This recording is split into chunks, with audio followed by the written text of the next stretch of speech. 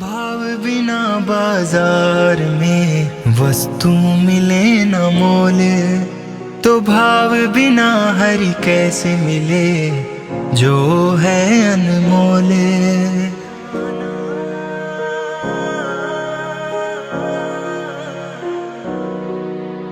भाव बिना बाजार में वस्तु मिले न मोल, तो भाव बिना हरि कैसे मिले जो है अनमोल।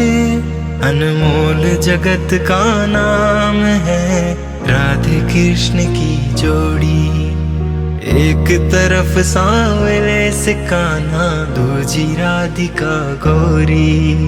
जैसे एक दूसरे से मिलकर हो गई चांद चकोरी। एक तरफ सांवले से कान्हा, दूजी राधिका गौरी।